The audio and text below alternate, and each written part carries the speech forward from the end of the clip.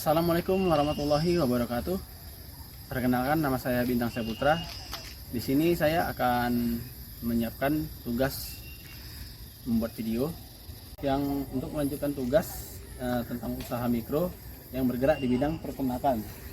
Ya, ini ada beberapa bebek saya yang ingin saya sebutkan apa aja yang akan menjadi pertanyaan. Pak, itu awalnya Bapak melihara berapa ekor dan jumlah harganya itu berapa kisarannya itu, Pak? Ya, awalnya saya memelihara 1 ekor ya. Jadi mulai dari bertelur-telur hingga jadilah dapat sekitar 4 ekor ya. Karena masih baru-baru juga. Modalnya berapa, Pak? Dari awal Bapak melihara 1 ekor itu? Modalnya tidak terlalu besar ya. Kisaran 50 per ekor, masih kecil. Jadi pas dijual nanti bisa dapat sekitar ratusan ribu untuk per ekornya yang udah gede. Tantangan atau hambatannya dalam melihara bebek ini apa, Pak? Tantangan dan hambatannya ya, kalau misalnya sudah waktu gelap ya, malam hari, ada kalanya baik untuk masukkan ke kandangnya, jadi agar lebih aman, terutama dari maling-maling kan. Soalnya kita tidak tahu, kita tidak bisa selalu mengawasi bebek-bebek tersebut ya. Cara mengatasi dari hal-hal dari yang Bapak bilang tadi kayak kemalingan apa, gimana caranya, Pak?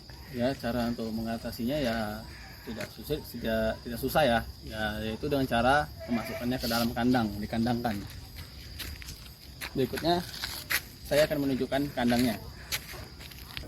Ya, jadi inilah kandangnya, kandang dari unggas ini ya, bebek.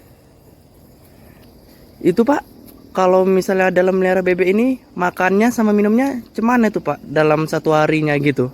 Ya, satu harinya bisa mencapai sekitar 3 kali ya, 3 kali sehari itu untuk makannya.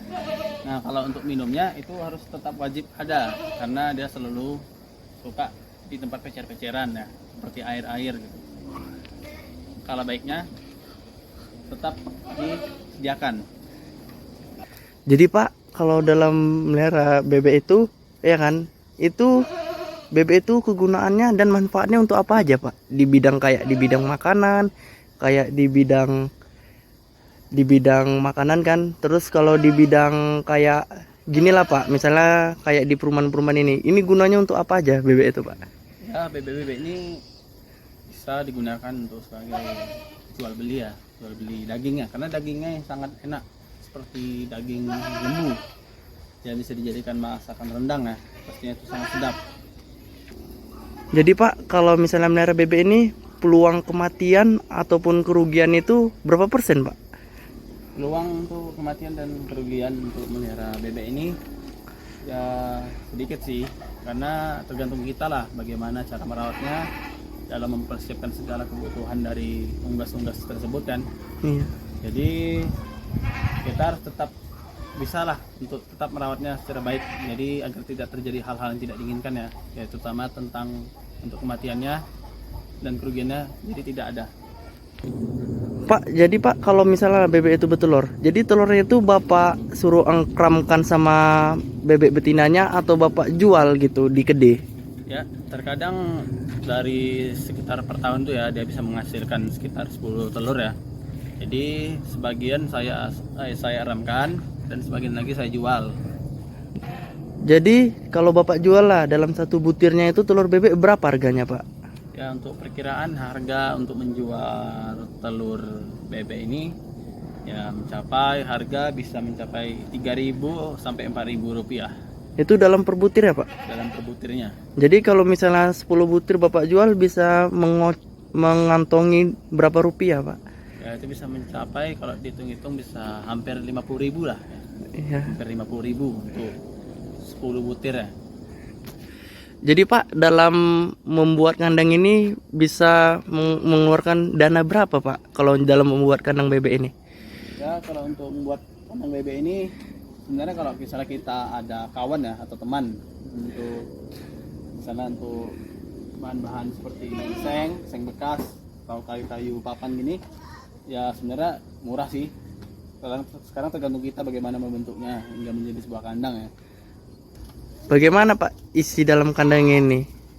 Ya, mari kita lihat sama-sama karena bentuk kandangnya kecil ya, senang untuk unggas, tidak perlu memakai banyak tempat. Ya seperti inilah kira-kira bentuknya. Jadi Pak, dari yang tadi saya tengok itu kok ada satu telur Pak disisakan di situ.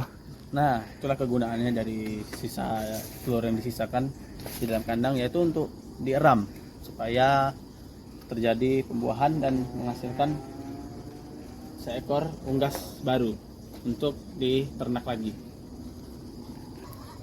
Jadi Pak, kalau dalam pelepasan kandang itu dari pagi sampai sore itu jam berapa aja? Kalau misalnya pagi Bapak keluarkan jam berapa dan sore Bapak masukkan jam berapa? Ya, untuk melepaskan mereka ke lingkungan luar ya, dari kandang mereka itu bisa mencapai jam, kalau pagi itu sekitar jam 6 bisa atau jam 7 ya. Terus untuk memasukkannya kembali ke kandang ya sekitar sore-sore hari inilah, seperti ini, sekitar jam-jam setengah 6 atau jam 6 sore ya, seperti biasa. Jadi Pak, ada berapa ekor betina dan jantan? Ini kan ada 5 ekor di sini kan Pak. Jadi ada berapa ekor Pak? Ya, dari yang kita lihat di sini terdapat 4 ekor basor betina ya, bebek betina, dan 1 bebek jantan yang disebut basor ya. Jadi Pak, dalam melihara bebek ini apa bisa di perkebunan aja? Kalau di kota apa nggak bisa Pak? Entah di desa, kota, kan tempat-tempat pemukiman ramai. Kalau di kebun wajar lah Pak, karena kan sunyi, cuma rumah-rumah pondok kan Pak. Tapi kalau di kota kan ramai. Apa bisa melihara bebek gini juga Pak? Nah, untuk memelihara bebek atau basor ini ya di lingkungannya lebih baik di daerah perkebunan atau perkampungan seperti ini. Jadi kita bisa lebih mudah mengawasinya. Dalam arti kalau misalnya kita memelihara basor di lingkungan perkotaan, setiap kota itu pasti banyak warga-warga kan yang berlalu lintas. Kita tidak tahu, tidak bisa mengawasinya, dan kemungkinan besar terjadilah kehilangan basor. Nah, jadi lebih baik peliharalah basor di perkampungan. Jadi sehingga basornya pun lebih mudah untuk mencari jalan pulang kembali dan kita masih bisa mengawasinya ya, tentu saja ya. Jadi Pak, kalau misalnya bebek inilah makanannya itu apa aja Pak? Kalau Bapak kasih asal pagi sama pas mau masukkan sorenya. Ya, makanan basor ini tidak muluk-muluk ya, tidak susah dicari ya. Jika kalian punya nasi basah, nasi bekas ya, yang udah tidak dimakan atau dikonsumsi lagi, itu bisa diberikan kepada mereka, dan juga bisa biji-bijian seperti jagung dan bisa juga seperti pelet. Nah, itu bisa dikasih mereka supaya bisa membuat mereka lebih besar. Oke, mungkin cukup sampai sini saja ya untuk penjelasan mengenai usaha mikro saya dalam memelihara peternakan unggas atau basor ya, seperti ini ya. Kurangnya saya minta maaf ya. Sekian dan terima kasih. Saya Bintang Saputra, NPM 2011 0317. Assalamualaikum warahmatullahi wabarakatuh.